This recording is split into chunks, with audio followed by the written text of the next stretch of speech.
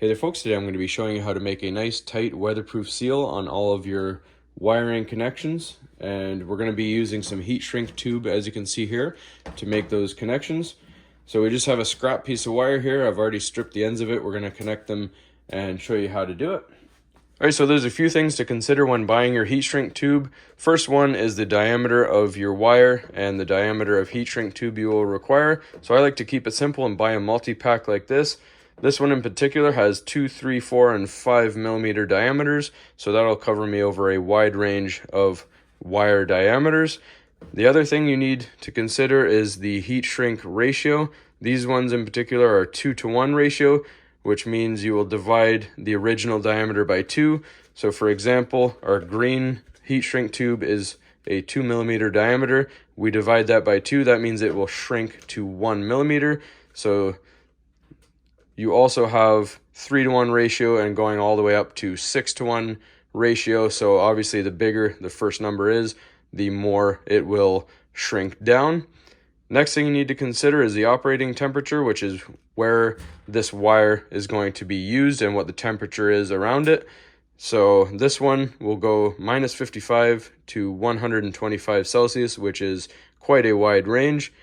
Next thing you need to know is the minimum shrinking temperature, which is 70 degrees Celsius on this, and that's not a problem because we're going to be using a lighter here. There's plenty of heat from there.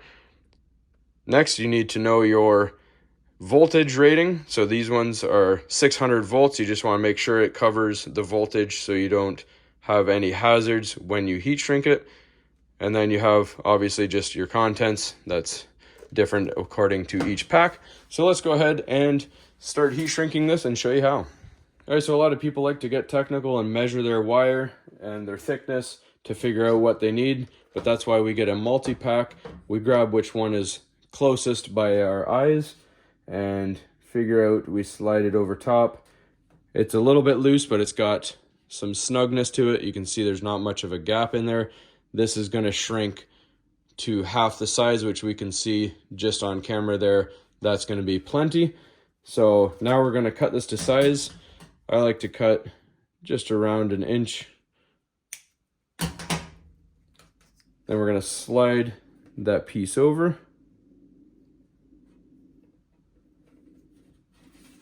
Then you're going to twist your wires together as you normally would.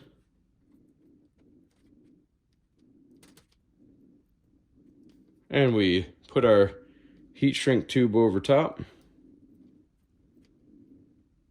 So now you can see we are covered. Now we just take our lighter and we're going to light it up. Just don't hold the lighter on there too long. You can use a hair dryer if you're not comfortable using the flame.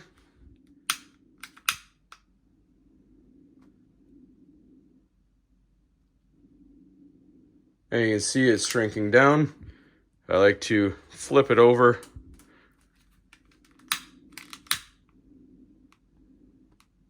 And go over on the other side here.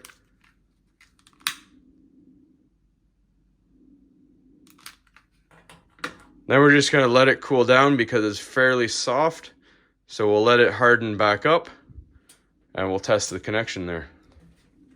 Alright, so now that we're cooled down, it's hardened back up to its original state. You can see it's formed the contours of the wires and on the ends as well. They're nice and sealed. We give it a nice tug. You can see it's nice and tight there because it's wrapped around the wire. Doesn't give it much room to unwind. So that's nice and sealed to the weather elements and you're good to go. That's all there is to it, folks.